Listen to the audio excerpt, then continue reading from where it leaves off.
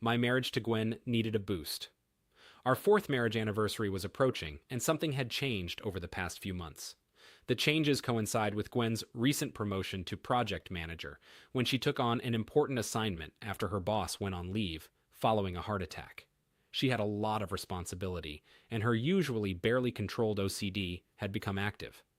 Gwen began to spend more and more time in the office, and our time together decreased accordingly.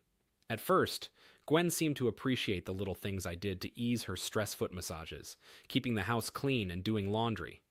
Then, about 6 weeks after her promotion, none of that mattered anymore. My touches became unwanted. My remarks, made in an attempt to support her, were rejected. I lived with a stranger and was on the verge of despair. In discussing this with friends who had been married for a long time, especially those who knew Gwen and me as a loving couple, they were all surprised by my experiences. My friend Paul's comment was typical less, "This is hard to believe. Every couple goes through a temporary downturn, but you and Gwen have only been married for 4 years. This shouldn't happen for at least another 3 years.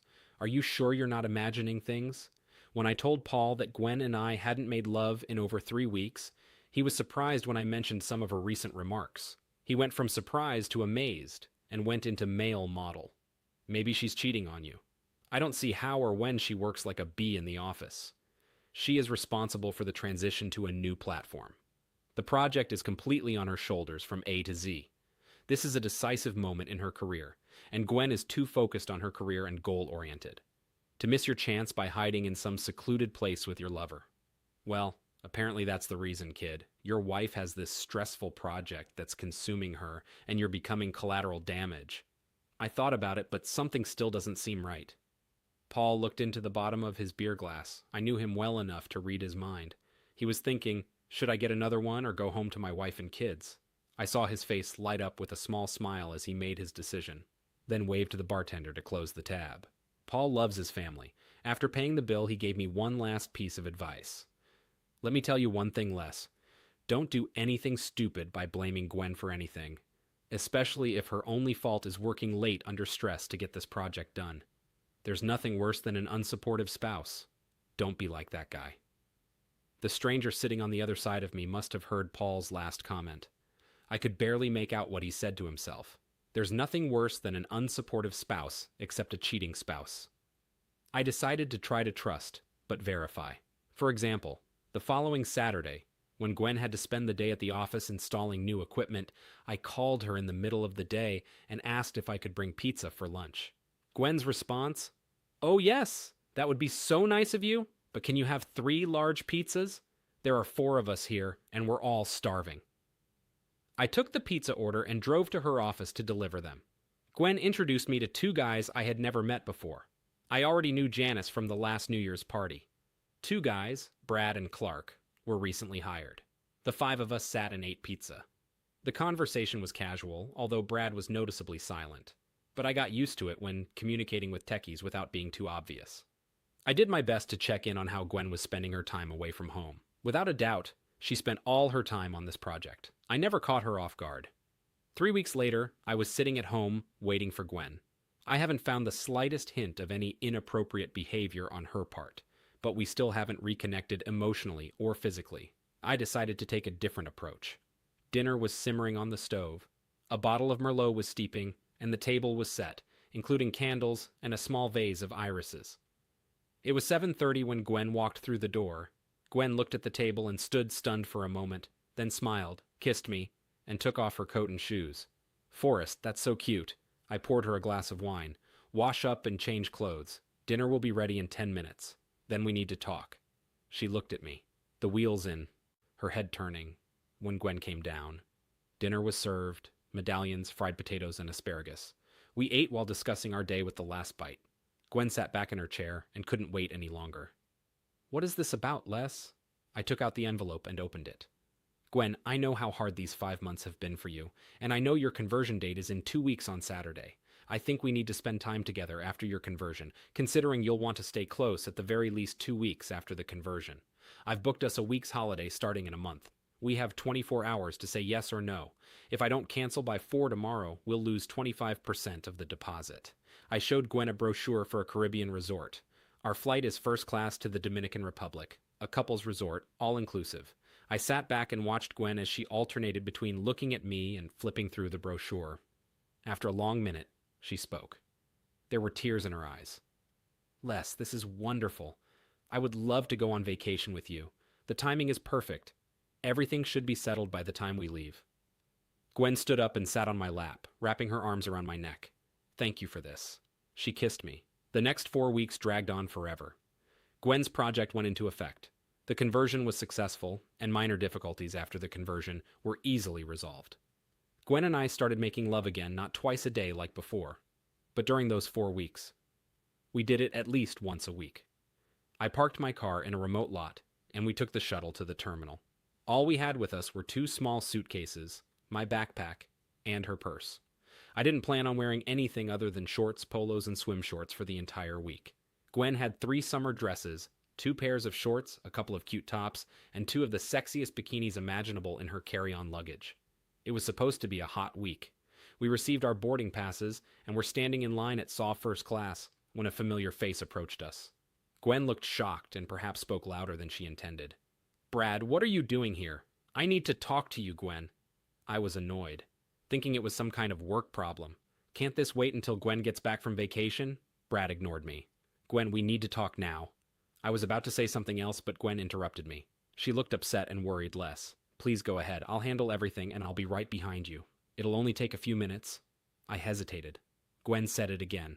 Please, let's just go. I'll be right behind you. She turned to Brad, looking incredibly angry. I thought that if I stayed, it would only delay what she wanted to say. I looked at my watch and went through security. When I arrived at our gate, the plane had already begun landing. I needed a drink. I knew where to get it, and I made the second biggest mistake of my life. I walked down the first-class hallway, showed my boarding pass, walked up the jet bridge, and sat down in my seat. When the flight attendant approached me, I didn't even give her a chance to speak. Hello, can I have a double bourbon? Neat. I must have said it nicely because the young lady was back with my drink in less than 30s. I thanked her before taking a long sip, the drink warming my throat, instantly transmitting a wave of calm to my body and brain. The last passengers were boarding. I took out my phone to call Gwen. No answer. Went to voicemail. I sent a message. Where are you? Nothing. I sent a second message. You're late. Where are you? I was so engrossed in my phone that I didn't notice the cabin door closing. My body felt the movement of the plane. We were leaving the terminal. At the same time, my phone beeped a message. It was from Gwen, and she simply wrote, I'm so sorry. The flight attendant stood next to me. Sir, you will have to turn off your phone. Her voice brought me out of my stupor. Can I come out? This is an emergency. What kind of emergency? My wife. She missed her plane. I think she left me. Sorry, sir. We can't return to the terminal because of this. Think about the other passengers, please. Any delay will affect them. My look must have expressed my helpless state, because she handed me a small bottle of bourbon before beginning the safety demonstration. 5 long hours later, the plane landed at Punta Cana Airport in the Dominican Republic. As soon as possible, I called Gwen's number. Of course, she didn't answer why anything. Had to go right. When I hung up, I noticed a missed call from her, and I had a voicemail. It sounded like she was crying. It took me 2 tries to figure it out less. I'm so sorry, but if you read the letter I sent you, it will explain everything. I'm sorry for choosing such a cowardly path. You deserve better. That's all. I connected to email using my phone. The plane was ready to disembark. What terrible timing. I left the plane, sat down as soon as I could, and read Gwen's letter. Forrest. I'm sorry. I thought we could move away together and start over. For the last 4 months before you suggested we move away together, I had an affair with Brad. The letter continued. Gwen alternated between apologies, justifications, and descriptions of what happened. Why, to whom, and for how long. I sat reading the note, trying to control myself. I probably didn't handle it very well. When I finally got up and walked through customs, something about my appearance must have alerted the customs officer. Before I knew it, I was sitting in a small room with my luggage and 2 agents. Luckily, one of the agents spoke fluent English, and I was eventually able to convince him to read my wife's Dear John letter to understand why I looked like a lost soul. Is there anything worse than a pathetic jerk who's just been outed as a cuckold? The looks I received were terrible, but I didn't cry trying to act brave. I was released within an hour. I walked out at dusk and took the shuttle to the resort. By this time, it was almost 8 in the evening. I needed a drink and a bed. The blows continued when I tried to check into my room. The young lady at the front desk asked, "Where is your wife? My wife couldn't come." "Sorry, sir, this is a couples-only resort. I cannot allow you to check in without your wife. I paid $5,000 for a week. I need a room. Can you make an exception?" She couldn't. I asked to speak to the manager. The night manager came to the counter and explained the rules, reminding me that the reservation clearly stated that singles were not allowed under any circumstances. When I asked where I could stay that night, he was kind enough to call another resort down the beach that had a room available. He even instructed the doorman to take me to this resort. When I tried to check in at the second resort, my credit card was declined. I pulled out the second card I carried in case of an emergency. Rejected. I tried calling Gwen to find out why our cards weren't working. No answer. I called the hotlines of both banks and was told that the cards had been canceled. I sent Gwen a message. "Why did you cancel the cards?" 10 minutes later, I received her answer. Brad suggested canceling the cards. He said you wouldn't need them, because the resort was prepaid and all-inclusive. As I read her response, I think I surprised the hotel employee with the stream of profanity and other profanities that came out of my mouth. Luckily, my only luck that day, I had over $600 in cash. I paid for the night in cash, leaving me with just over half of my money. I walked into my room, probably the crappiest $300 a night room I've ever stayed in, and sat down for a moment to collect my thoughts. I couldn't access my bank accounts. I'll have to call the bank in the morning just in case. I called my brother in Denver after explaining the situation, convincing him and his wife that I wasn't kidding, and then listening to them both say, "No, not Gwen and that jerk." I was finally able to get to the root of my immediate problem. My brother agreed to go to his bank first thing in the morning and transfer a few thousand to the nearest Western Union. Then I called the airline. My ticket was non-refundable. My mistake for choosing the cheapest option, which meant the tickets were not insured. I learned that if I pay for my return tickets in cash, I will have to purchase the tickets in person at the terminal. The first available flight from Punta Cana was a red-eye on Tuesday evening. I sat down to read Gwen's letter for the second and last time. Forrest, I'm sorry I thought I could leave with you and we could start over. For the last 4 months before you suggested we move away together, I had an affair with Brad. I didn't plan to cheat on you. As the project became more intense, and I spent less time with you and more time with Brad, I began to lean on him for emotional support. No, this shouldn't have happened, but it did. I spent the weeks after his first kiss resisting, moving on. But in the end, one long Saturday in the office and after the rest of the team had left, I succumbed to his advances and became a cheater. I kept wondering why you couldn't see me moving away from you, and it pulled me closer to Brad. Only now, as I sit and write this letter, do I realize how many times you asked what was bothering me and what you could do to help me. But it's too late now, isn't it, to admit everything you tried to do for our marriage, including the week at the resort when you told me about spending a week together to reconnect. It was like you opened my eyes.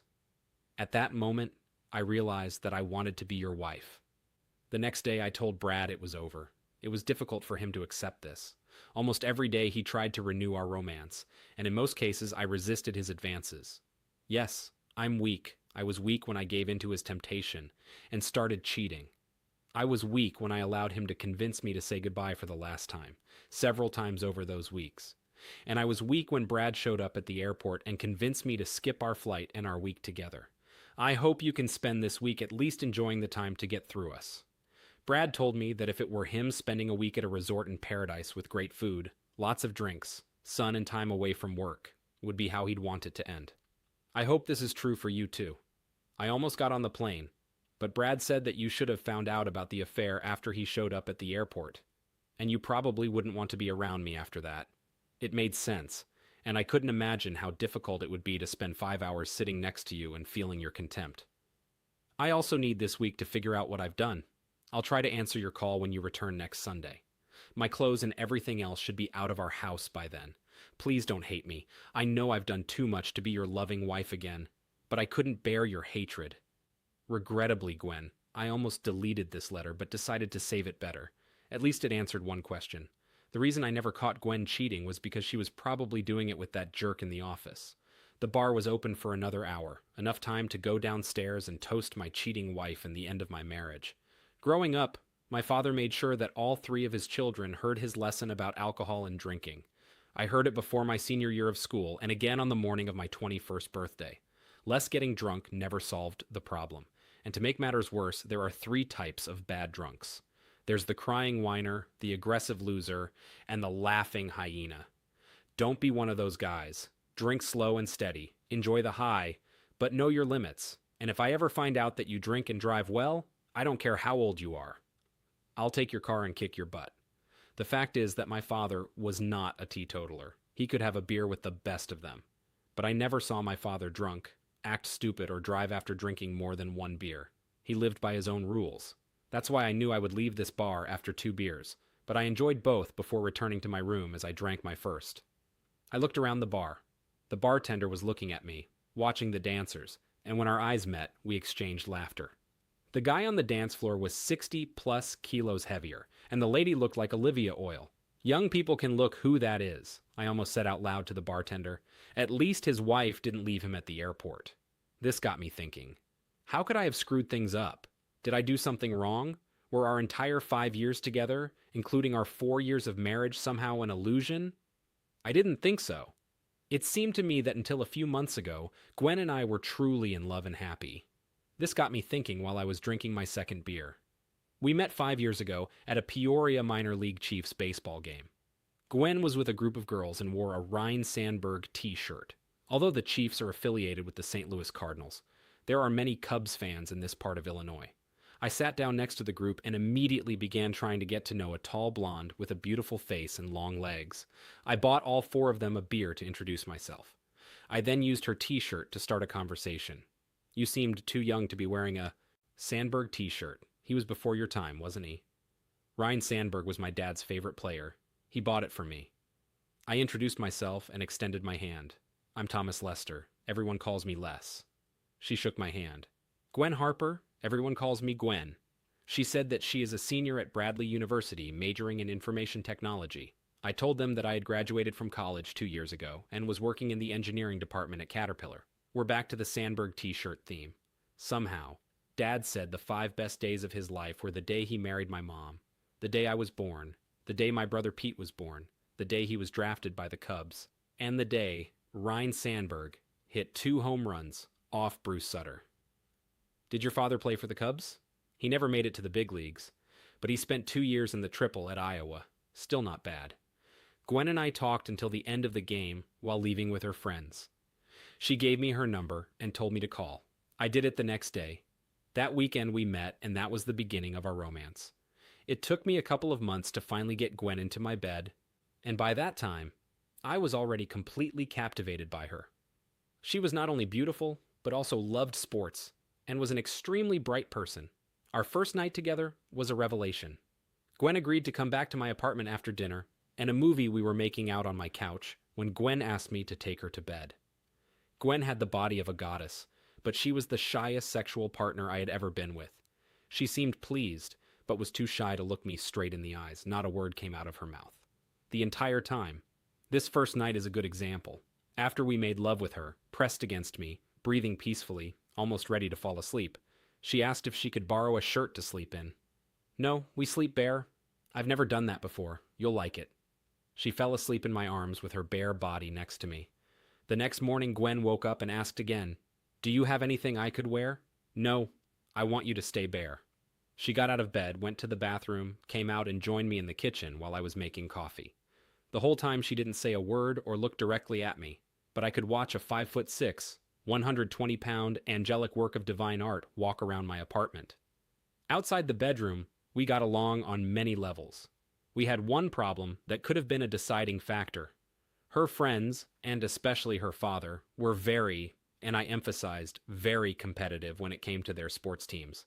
My alma mater, Purdue, played Bradley in men's basketball. We were in the pub watching the game. I enjoyed it when Purdue won, but that didn't mean I had control over whether they won or lost. But that night, every time Bradley scored, one of Gwen's guys would be in my face, and then slap the palms of the other guys at the table. Luckily, Bradley won. I was told that I needed to buy the next circle. I gritted my teeth, didn't send them, but said winner pays and stuck to my words. Nothing happened, but I'm sure I didn't score any points that night among Gwen's friends. Gwen seemed pleased with all this and didn't say a word. Dodging that bullet didn't prepare me for meeting her father. It was Thanksgiving. Gwen and I had been dating seriously for 4 months, and it was time to meet the parents. I walked into their home in Arlington Heights and was immediately greeted by my mom and dad. As intelligent as Gwen was, she could sometimes make mistakes, and this was one of those times right after they met, Gwen jokes. "Watch out, Dad, he's a Cardinals fan. Was it just a grimace on the old man's face?"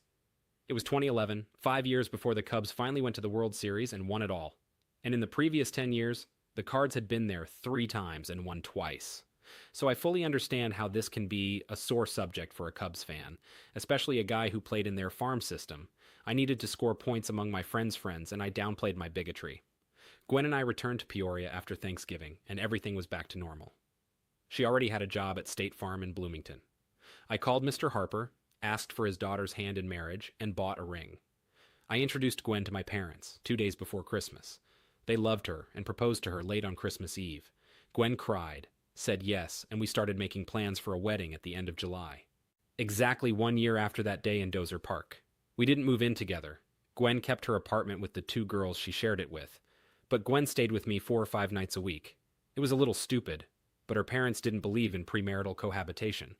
We rented a small farmhouse between Peoria, where I worked, and Bloomington, where Gwen worked, and moved here after our honeymoon. We got married on July 30th and honeymooned in Miami Beach. Gwen wore a tiny bikini, but not a thong, and never went topless, thank God. But she was still one of the hottest beauties in South Beach. We made love every day that first year, and for the next 3.5 years we planned a house and children until her 30th birthday.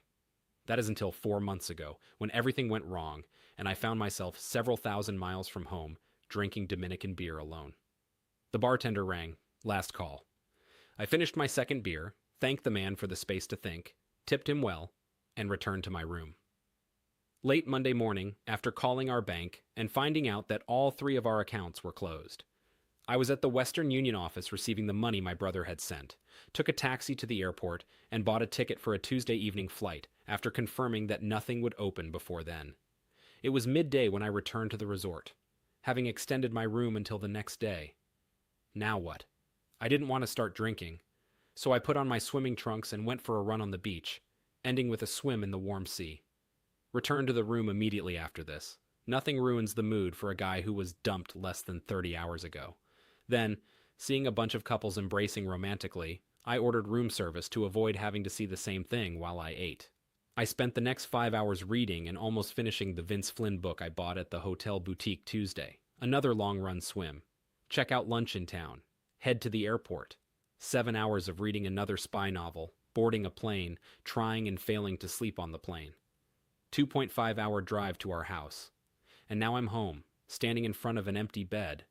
Most of Gwen's belongings and personal belongings have already been taken.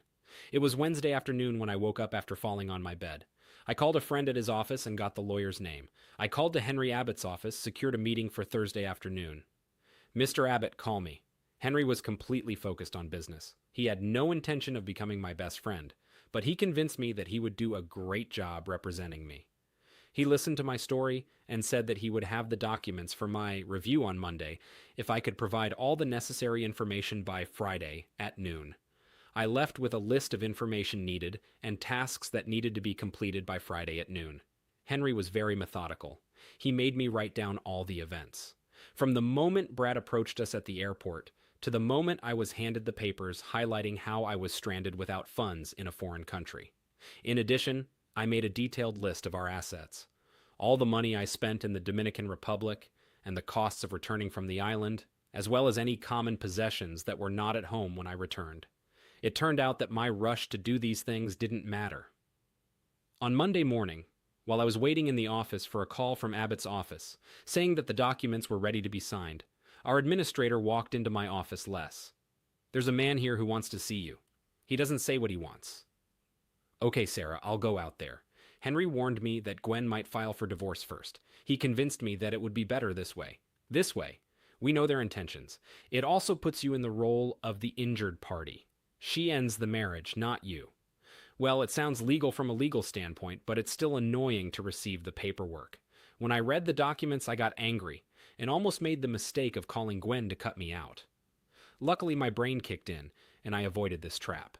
One of my friends told me that his wife's lawyer provoked him in the same way. My friend called his estranged wife and started yelling at her. The next morning, he was served with a no-contact order, which was cited during the trial as evidence of his aggressive behavior. I brought the documents to my lawyer, and as they say, the games began 2 months after I was officially notified. My lawyer and I were sitting in court, waiting for the judge when the judge came in. I was almost speechless. Of course, it had to be a female judge. I've heard horror stories of guys being swindled in divorce court. I was preparing for the worst. Gwen's lawyer presented their list of demands. Gwen couldn't even look at me while her lawyer spoke for her. I noticed that jerk Brad wasn't in the courtroom. Smart move on their part. My lawyer told our side of the story. None of this was news to the judge. Since all the details had already been presented and considered in advance, there was an opportunity for objections from their lawyer. Then the last word from our side. The judge asked Gwen a question, addressing her by her maiden name, the same way Gwen's lawyer called her. Miss Harper, you are not making any allegations of control by Mr. Lester. Did you just fall in love with this Mr. Bradley Parker and decide to leave your husband because you fell in love with another man? Gwen and her lawyer looked at each other for a second. Then she replied, Yes, Your Honor, there was no violence. Thank you for your honest response.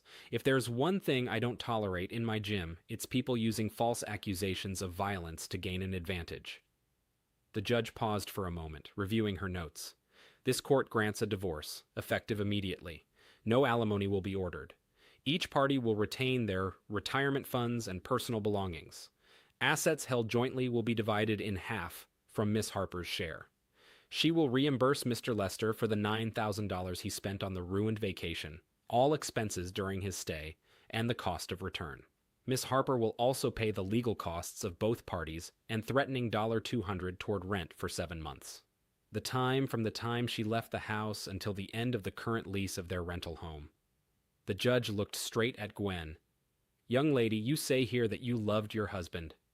If this is how you treat the man you love, God help the one you don't love. I could have been knocked down with just one feather out of 20,000. Half of our. Let's buy a house savings. She had to give me almost 16,000 as the lawyer, and I walked out. Gwen could be heard calling after me. Forrest. As I left the courtroom, I saw Brad sitting on the bench. He started to get up, but I was already in his way. You know, she'll cheat on you too. I left on the street. I asked Henry if I could buy him lunch. We crossed to the other side of the street to a diner.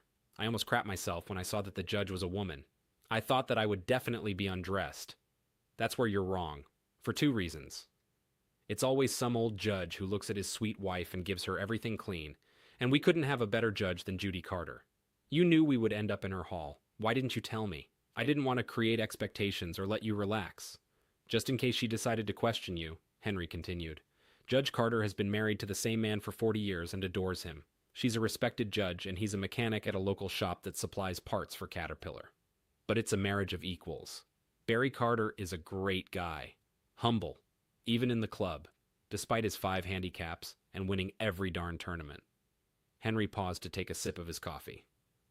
Let me tell you one last story. Just because you got burned your first time on the wedding aisle. But you need to know that there are wonderful girls out there.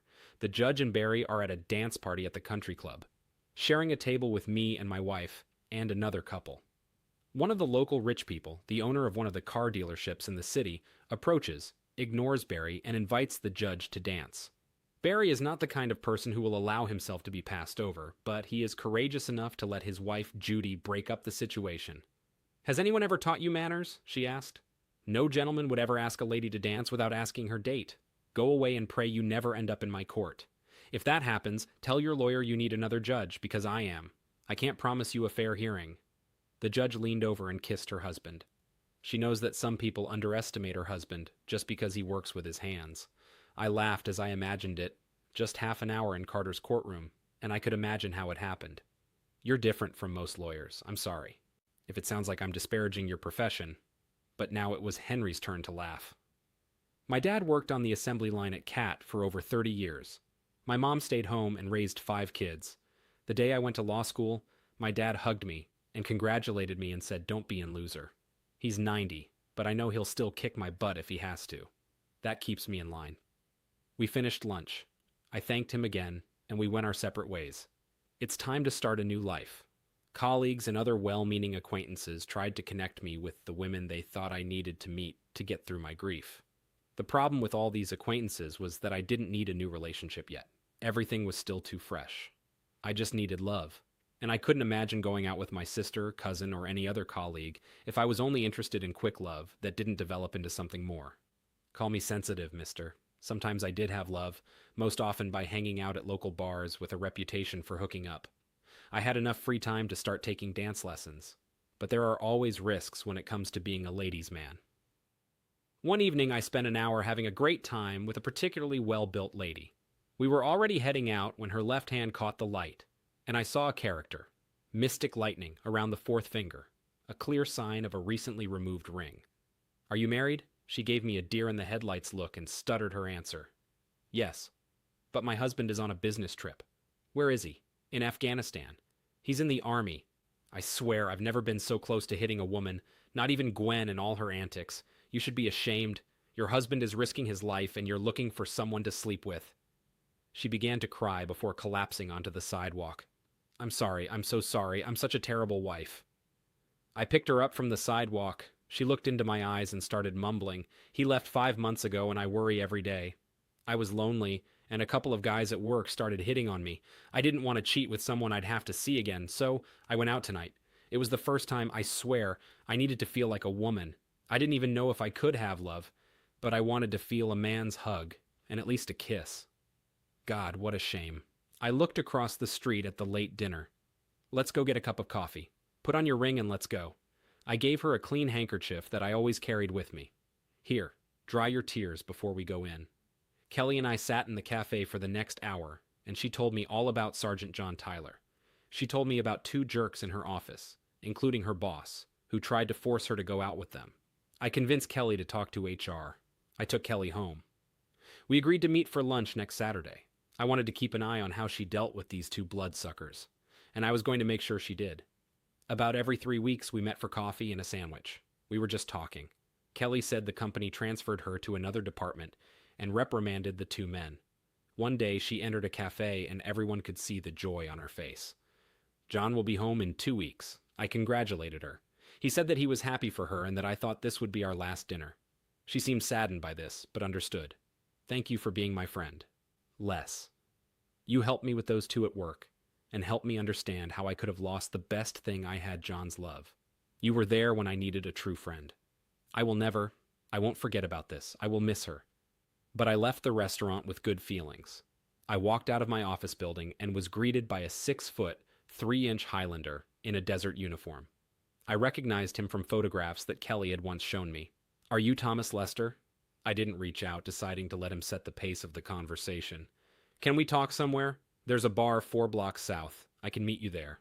Cold. We walked to our cars and he followed me inside. I treated myself to the first round. Kelly told me what happened. "I wanted to look you in the eyes and hear it from you. I have to admit, it's crazy to come home and hear from your wife that she went on dates to sleep with someone. Well, it didn't happen. At least not with me. And I doubt it would with anyone else. She had a moment of weakness. She loves you. So why didn't you take advantage of the situation? My ex-wife cheated on me. It was like heck. I can't do that to another guy, especially someone in uniform. Have you ever served? No, I didn't have what it took to take the risks. You did? I'm just glad there are guys willing to do it. I'm starting to think I'm crazy for continuing this, risking my life and my marriage there. It would be different if someone really cared about the war. I'm thinking about going back to university. I was studying to be an electrical engineer when I joined the Army. If you decide to go to Purdue, let me know. I have contacts there that might help if you decide to apply. It can't hurt. I gave him one of my business cards. I don't think we can be friends, Lester. I can't look at you without thinking about Kelly almost cheating on me with you. I appreciate what you did, but I just can't." After a short pause as we drank our beers, John broke the silence. "You're an unusual guy, Lester. You're missing out on the chance to sleep with a woman like Kelly. You're sitting here and not asking me about my time there. You can't imagine how many guys ask, as if that's what we want to talk about. I think it's your right to talk about it or not. I'm not going to take the dubious pleasure of listening to your war stories." He finished his beer, shook my hand, thanked me for the beer and for everything, then left. I received one letter from Kelly. John Tyler was retiring from the Army. They were moving to Texas, where he planned to finish his studies at Texas A&M. They also planned to have a child as soon as he graduated. The letter contained another thank you from her. I wish them all the best. Hopefully, they can be an example of how a person can be tempted and almost fall, but learn from the experience and end up with a strong marriage. Despite my own history, I still hope for romance. A month later, someone knocked on my door early on a Sunday morning. I opened the door, surprised to find Gwen's little brother standing in front of me, looking over his shoulder. I saw her father sitting in the car in my driveway. Les. Dad and I would like to talk. Well, Pete, you can come in. And your father is just as welcome in my house as I was in his. Tell him to stay in the car while you come in. Pete went back to the car and talked to his dad. And I didn't hear what was said, but the body language said it all.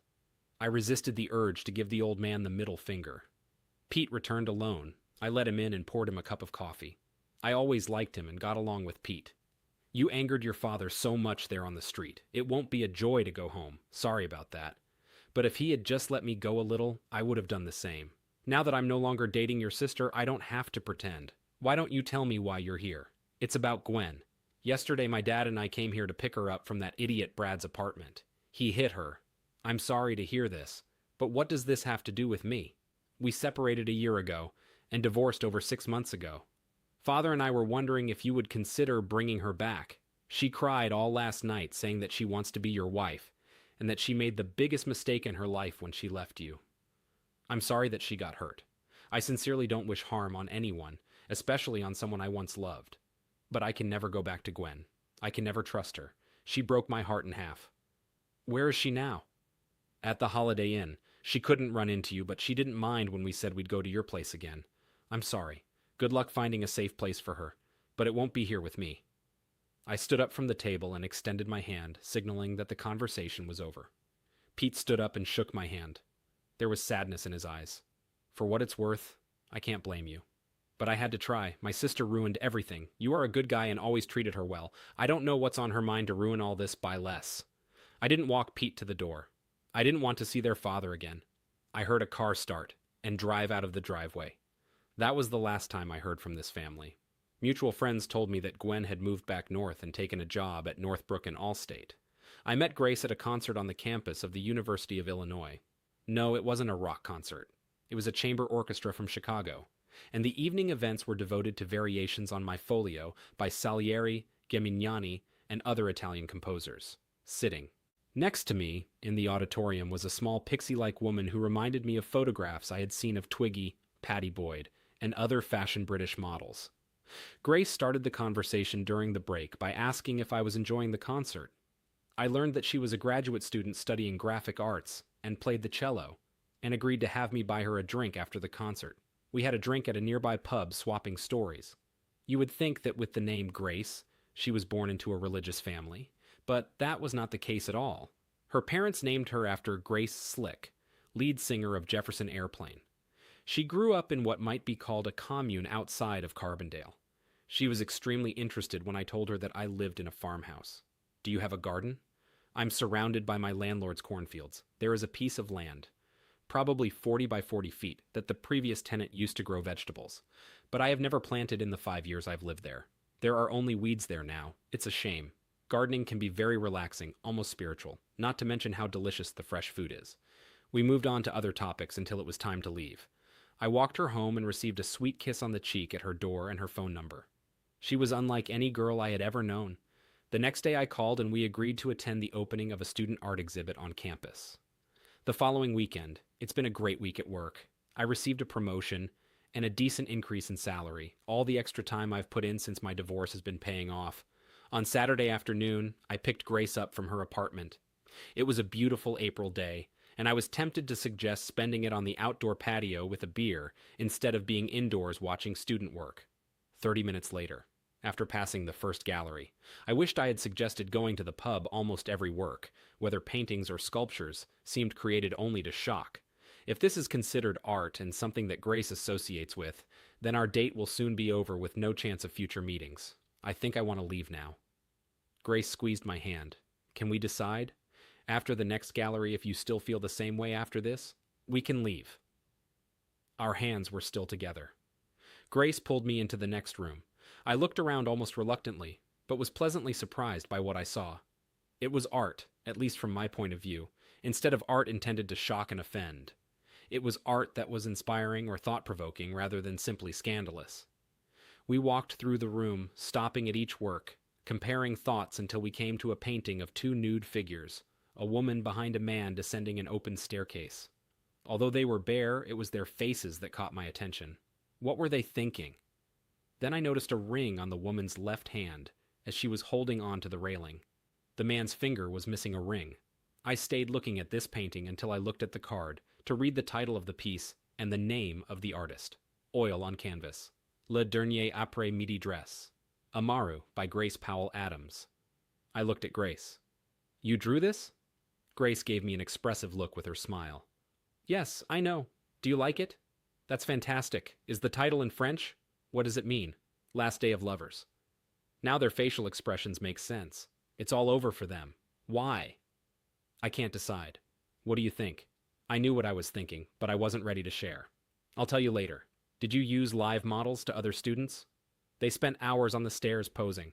Let's go to the last gallery. I want to show you something else. On the wall of the last gallery was Grace's second work. It was radically different from the first one. It was an animation drawing of a giant aquarium filled with hundreds of different fish and sea creatures. Oh my God, this is fantastic. This is something my niece would absolutely adore. You are so talented. Why is all this great work here and all that crap in the first gallery? Grace laughed before answering. Most of us think that the professor who is curating the exhibition is using the shock value of the show to make a name for himself among the avant-garde artists in Chicago. I hope this doesn't sound mean. On the contrary, it only confirms your good taste. I hope you don't mind that I can send a letter to the university with a proposal to at least change the places of the galleries. We finally made it to the pub and spent a few hours drinking, eating, and getting to know each other better. The more Grace opened up, the more I was amazed at how down-to-earth this young woman was, especially considering where she grew up. Grace put things back in their place. A commune is not a place for pleasure. My parents were devoted and monogamous. You could count my partners on one hand. Still, your picture of the two lovers was so romantic. Well, don't confuse quantity with quality. My two past long-term lovers deserve to be in the Love Hall of Fame, not what the guy wants to hear. Grace saw the expression on my face. Sorry, less. It didn't come out that way. Love shouldn't be a competition, you know. It's about two people sharing. That's what I meant when I said these two should be in the Hall of Fame. They understood that it was not about their pleasure or my pleasure, but about our common one. The evening was getting cooler. It was time to go indoors. Les, do you mind if we finish early tonight? I have a project to finish by Monday. I shouldn't have spent this whole day joking around in the first place, but I really wanted to spend time with you. I agreed. What could I say? It was a fantastic first date, and I didn't want to ruin it. Grace asked if we could have dinner together next Wednesday. We agreed that she would come to my house and I would cook dinner on Wednesday. Grace arrived at 5:30. As if she were recruiting, she was most interested in the weed-filled area that had once been a garden. It was surrounded by a 7-foot perimeter fence to keep deer out. Grace took a shovel from the garage and started digging along the fence. That's great. They buried the fence to keep the rabbits out. Grace washed up. We ate stew and drank beer, and I learned more about her. By the time we finished dinner, we had discussed my reaction to her painting of two lovers. Given how my marriage had ended, and Grace had apologized if the painting had upset me, she told more about herself. She speaks Italian and French, plays the cello, and is an accomplished artist. What can't you do? I'm no good at sports. I'm completely clumsy. I've tried tennis, softball, horse riding, you name it. If it takes skill, I'm bad at it. I can run and swim, but I'm that person in the back row at yoga class who is falling. I tried not to laugh at this image. Grace laughed for both of us. It's hard to believe. I mean, you have to have eye-hand coordination to play the cello and draw. I'm nervous. Don't even think about taking me on the dance floor. I'm a complete clown. My legs and arms are flailing. I can't draw if anyone is watching. The only reason I can play the cello is because I learned how to play cello in my room when no one was looking. Didn't you have a music teacher? My mom. Grace looked at the clock on the wall. I need to get back to town. But before I go, I want to ask you a huge favor. I'd like to plant a garden in your backyard. I'll do all the work, buy the seeds, pull the weeds, everything. I'll share the harvest with you. You can eat fresh food. We discussed logistics parameters regarding my privacy, and when she agreed to my demands, I agreed to her request. Of course, the prospect of fresh food was appealing, but the thought of Grace being around for the next 6 months was what convinced me. For the next 2 weeks, Grace would call me at work, get my consent to come over, and I would come home to find her working in our garden. She rented a cultivator. One day she was halfway across the lot. When I arrived, I asked if I could try it. She showed me how it worked, and I finished the job on Friday. Organic cow manure was piled in front of the house. We spent the whole weekend taking turns wheelbarrows it around and mixing it into the soil. Even though it was drizzling both days, when we finished, Grace surprised me by hugging me and kissing me. I've missed this so much since I left home. It makes me so happy digging in the ground, smelling the soil. It's even better when the sun is shining, feeling its warmth on your body. It was my first time gardening, but I knew what she meant. Over the years, I watched my landlord plow and harvest the corn, but I was detached from it. Working on this small piece of land was direct contact with nature. We went into the house and made sandwiches for dinner. I sensed that Grace had something on her mind and waited for her to speak less. My lease is up in 3 weeks. Right after the session, my roommates are graduating. Would you consider renting me a second bedroom here? I'll pay rent and share the cost of food and utilities. Grace's question upset me.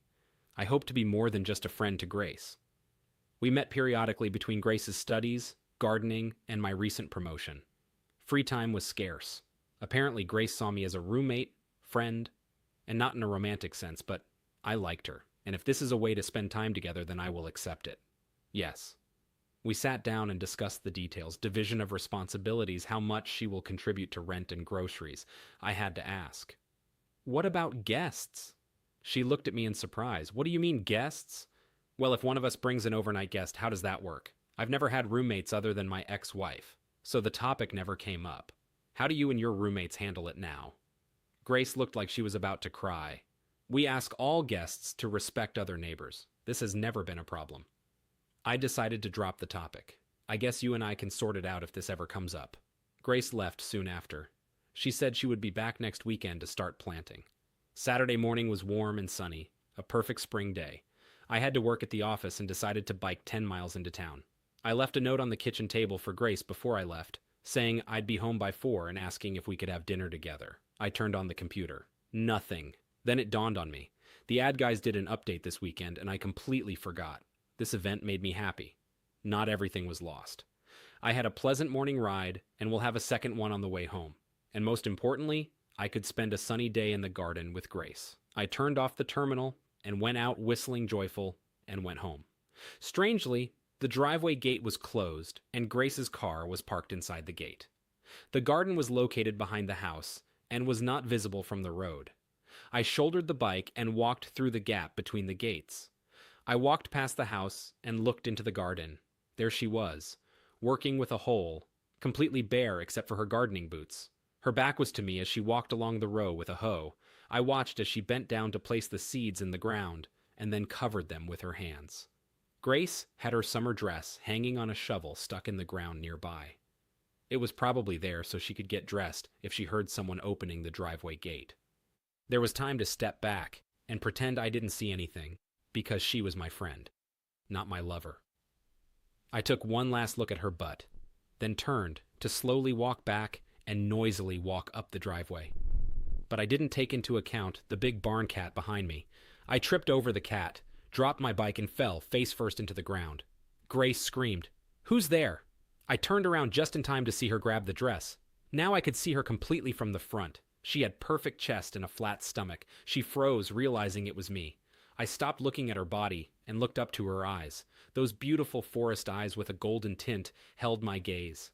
She began to pull on her dress. "Stop!" I jumped up and rushed into the garden. My arms wrapped around her body and I kissed her. Grace kissed back. "I love you." Grace seemed surprised. "Is it true?" "Yes, it's true. I want to be your friend. But most of all, I want to be your lover." "Then why didn't you kiss me earlier?" "Because I'm stupid. I didn't know how to tell my friend Grace that I wanted to be more than a friend. I didn't want to lose your friendship, if that's all I could have. And I thought the same about you. I thought maybe I wasn't sexy enough for you to see me as a lover. Why did you think that? You are beautiful. Yes, sure. I saw the way you looked at Janice. Who is Janice? Nude on the stairs, my painting. And one night I was looking at your photo album in the living room. There were several pictures of Gwen, including one of her in a bikini. Heck, she could be a Victoria's Secret model, and I don't have chest. I don't have hips or a plump butt, and my legs don't go up like you guys like to say. I squeezed Grace's buttocks with both hands. Listen, I won't lie to you. Gwen had a great body, but yours is also beautiful, just in a different way. Okay, I believe you. What now? Maybe the landing will wait a little. I have something I want to show you. I didn't wait for an answer. I picked her up and carried her into the house, straight into the bedroom, onto my unmade bed. Grace was dirty from gardening, and I was sweaty from cycling. I hope everything that happens means you'll keep your office instead of turning it into your roommate's bedroom. You are reading my mind. Will you move here with me? Yeah, I still have some stuff to finish, so it won't be for another 1.5 week wait. I had to ask. It was killing me. What about bear gardening? There are a few things I grew up doing, Bear. Gardening makes me feel closer to the earth, also swimming. I grew up swimming Bear in a man-made lake on the commune. I couldn't believe it. The first time I had to put on a swimsuit to swim. Yikes. An hour later, I was experiencing a completely new hobby, bear gardening. I couldn't wait to try bear swimming. It never occurred to me to let Brad get away with seducing my wife, even though Gwen was also responsible for the destruction of our marriage. But he deserved payback for his clear disrespect for our vows and the subsequent pressure he put on my naive wife to ruin me financially during the divorce. I've never been in a hurry for revenge, though, and now as my relationship with Grace progressed, was it still important? Of course it was. I could easily have ambushed him with a baseball bat and beaten him severely, but I didn't want to end up in jail. Guys like me don't last long in that environment. But in today's online world, people are so easy to spy on. Since my divorce from Gwen, I have spent an hour every week using search engines, LinkedIn, Facebook, and other portals that allowed me to safely exist in Brad's world under an assumed name. I kept a low profile, never doing anything malicious, waiting for the right moment to act. I've heard the phrase revenge is a dish best served cold. Is this true? In my case, this was definitely the case. 2 years after my divorce, a great opportunity presented itself. By then, Brad was working in the art department of a respected conservative brokerage firm and was engaged to another woman. I decided to spare his innocent bride the trouble of divorcing him. It would be better to arrange this before the wedding. A few weeks before Brad's wedding to this beautiful young woman, it was time to take action. It cost me $4,000, but it was worth it. Not many secrets were known about Brad's life, and Brad, with his ego and sexual predilections, was almost too easily swayed by what I had planned. Every Wednesday, several guys from Brad's office spent the evening drinking at a local hotel. It was a typical men's evening. Most of the guys left after an hour or two, but usually one or two single guys, including Brad, stayed until 8 or 9. The Chicago girl hired to seduce Brad didn't have to work hard to lure him into her hotel room. She caught Brad's attention while sitting at the bar, and he said goodbye to his last colleague and asked Lacey if he could buy her a drink. She said yes, and for the next 15 minutes, she allowed herself to be seduced by his smooth chatter at her suggestion. They bought more rounds, and Brad agreed when Lacey offered to finish them in her room. 2 small hidden cameras were installed in the room, ready to capture the action on the bed from different angles. The next day, Lacey and I watched 2 videos. Our agreement was that I could only use screenshots and her face would not appear in them. It wasn't hard to collect over 20 great photos of Brad in all his glory having love with Lacey. The best screenshots were sent to Brad's boss, his fiancée, her father, a few special friends. Brad. I debated whether to tell Brad that it was me who set him up. In the end, I didn't call me a coward, but I didn't want to escalate the series of revenge. I had a lot more to lose now, given my relationship with Grace. Either way, my revenge was complete, and Brad left town with his tail between his legs. For the next 15 months, we lived together and loved each other in that farmstead. It was the happiest time of my life up to that moment. Grace taught me a lot, made me read great books, and expanded my horizons. I met her parents at the commune on that first Independence Day. Again, I was not prepared for how they surprised me that weekend. Who would have thought that their community would give me the most wonderful Independence Day celebration I had experienced to that day? The first time I tried skinny dipping was late at night when everyone was asleep. It was just me and Grace in the lake. It was unusual, but really nice. A little over a year after she moved in with me, and we were still crazy about each other. We sat on the back porch drinking beer before dinner. Less. Today, I was offered a job. From the tone of your voice. I wouldn't like this, would I? I was offered the opportunity to work on an animated film. This is the company Enlightenment, based in France. They are creating a new animated film based on Dickens' A Christmas Carol. I'll have to move to Paris for almost a year. During development, I knew Grace had few opportunities in central Illinois, but Paris I needed to put on adult pants. But it would have been difficult. Wow, this sounds like an amazing opportunity. I guess I'm surprised, though. I didn't know you were applying for positions outside of the States. I didn't apply. It came through a sort of friend of a friend who was already there. One of my professors sent samples of my work to several people. It got into circulation, and they called me today. I thought you were talking about freelancing so you could stay here. Freelancing is difficult if you don't have a reputation. This will help me get that reputation when I come back. Or you may find that Paris is more exciting than Peoria and Bloomington. How to keep them on the farm after they've seen Paris. You know, I thought about it, dear. You always said you thought I was pretty down to earth. You know how much I love the farm, and you should know how much I love you. When do you need to give them an answer? Until the end of the week. Well, you know me. I won't say no, and I will support you 100%. Give me 2 days to come to terms with this. Then I'll tell you it's normal, and you can give them your answer. Grace stood up from her lounge chair and sat on my lap, her arms wrapped around my neck, and her lips touched mine. I will miss her. I hesitated whether to tell Grace about her gift. The diamond ring was in my gun safe. 2 days later, when I told Grace that she could confirm her participation in Illumination, I did not tell her about the ring. Grace left the day after her graduation. I did my best to hold back, but it wasn't easy. I don't think I fooled anyone, but I hope Grace appreciated that I didn't fall apart. Grace left her car and almost all of her personal belongings, including her art supplies, at my house. Mother Grace hugged me tightly and whispered in my ear, "She loves you. Trust her." I drove her to O'Hare Airport and kissed her goodbye. Darn, how I hate this darn airport. Ever since Gwen left me there all those years ago. And here it is again. Only this time my love flies away and I stay. We wrote letters, exchanged photos and emails, talked on Skype at least once a week, and made plans for me to take my next vacation to Paris. None of this helped. When I became depressed, much of the garden we planted together that year was rotting in the fields. One of my work colleagues came to my house one afternoon and, seeing the state of the garden, offered to pick up the harvest. I was indifferent and said it was okay.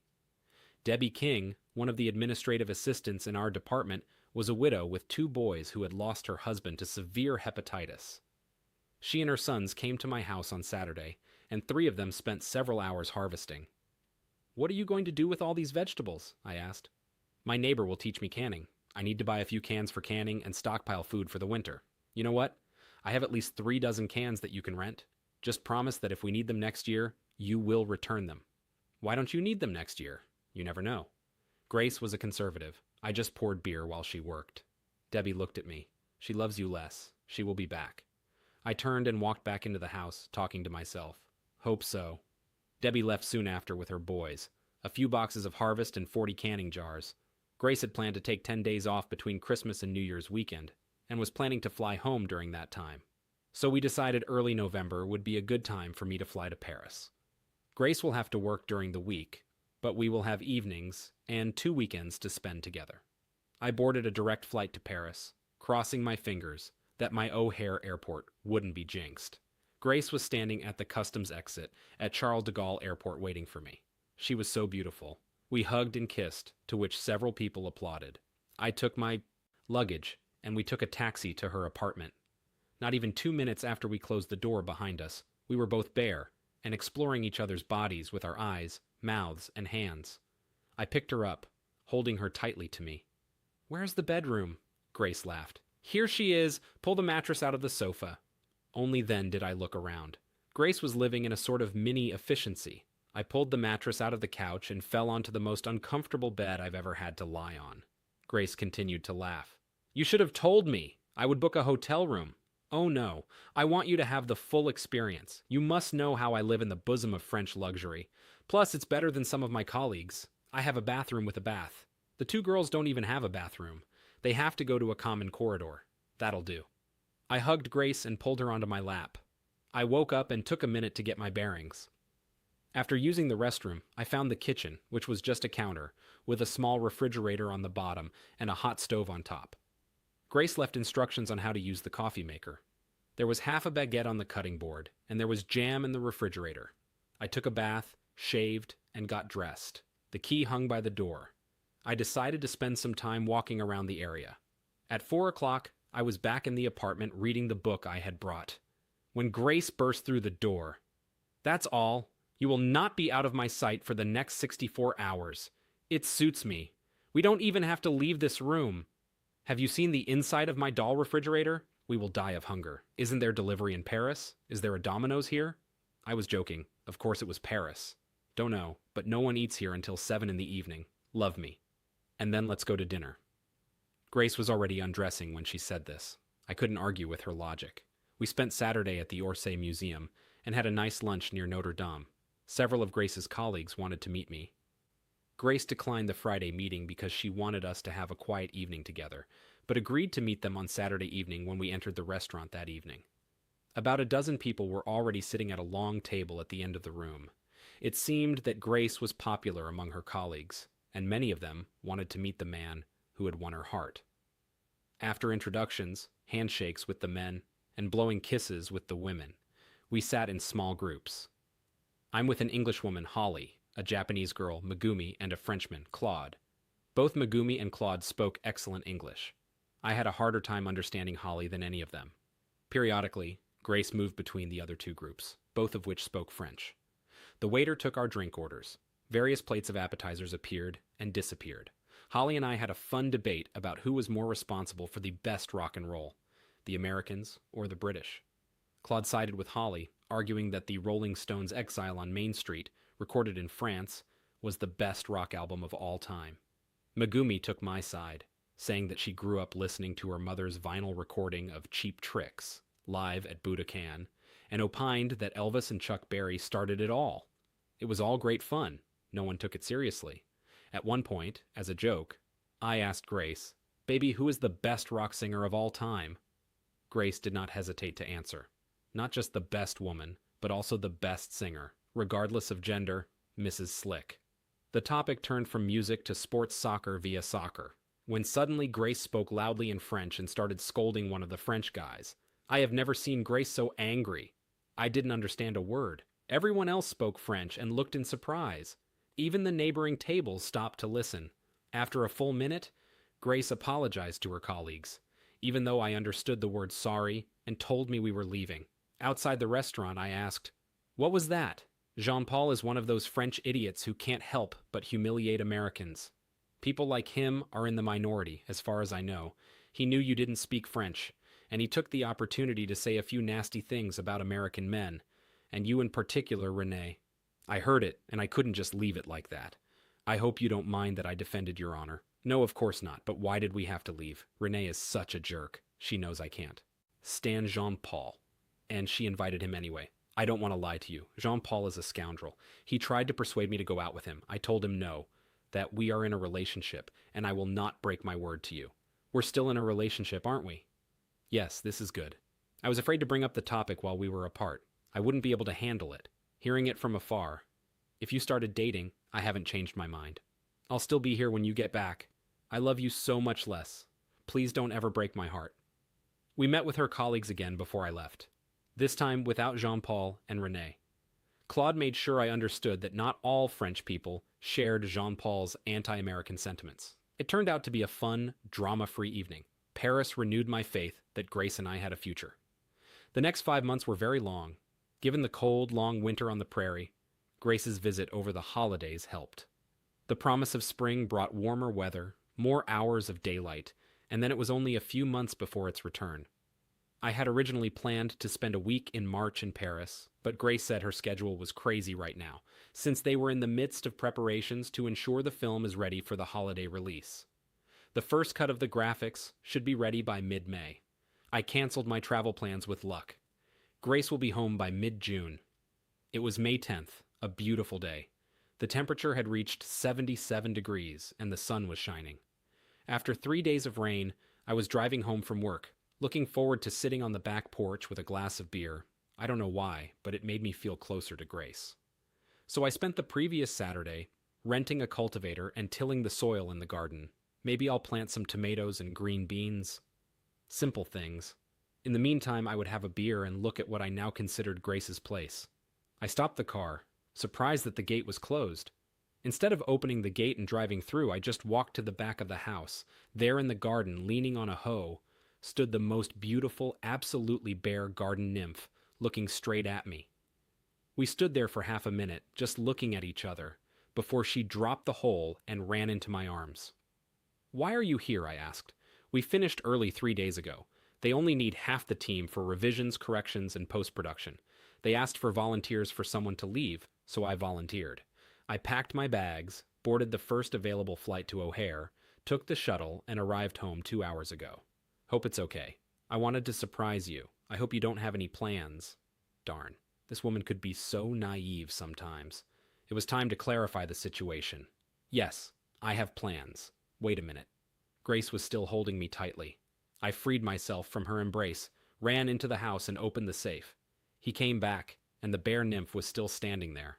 I opened the box and got down on one knee. "Will you marry me, Grace?" Like I said, she can be naive. I completely surprised her with my proposal. It took her too long to find her voice, but when she did, she said the right words. "Yes, I love you so much, Thomas. Lester, maybe Sunday is too soon. This will give us time to get a license and for our parents to come here. We actually got married on Sunday in the garden, the place of all places." It was a little messy, but the 20 or so guests, including both sets of parents, some siblings, and a few others, didn't seem to mind, and Grace put on a dress, even though it was a garden wedding. I'm sure my parents appreciated it. Grace and I stayed at the farmhouse until the harvest. We spent the summer looking for our own place. We found the perfect spot a few miles north of town and about a quarter-mile from the river, far enough away to not have to worry about flooding. It was 4 acres, 2 of which were wooded and enough level land to build another garden for Grace. The lot had a double-wide trailer and a garage that was larger than the trailer. We'll turn the south side of the garage into a studio for Grace, and still have room for both cars. We will sell the double-wide trailer as soon as the house is built. The builders dug the foundation and laid the basement walls, but the weather has changed and we will have to wait until spring before they start work again. Grace freelancers, but mostly focuses on her painting. She's so good. For example, Le Dernier, après-midi dress. Amaru was sold for $8,000, so between gardening, freelancing, and painting. Grace is busy but happy. It also gives her the opportunity to be a housewife. Grace is pregnant with our first child and is due in May. She wants 3 or 4 children and we decided not to wait. Yes, I'm a happy guy. I have a wonderful, loving wife, a well-paying job that I enjoy, a baby on the way, and a beautiful piece of land to share with my pixie bride. I just have one problem. How do I convince Grace to keep her clothes on when she's gardening? Next spring and summer, when the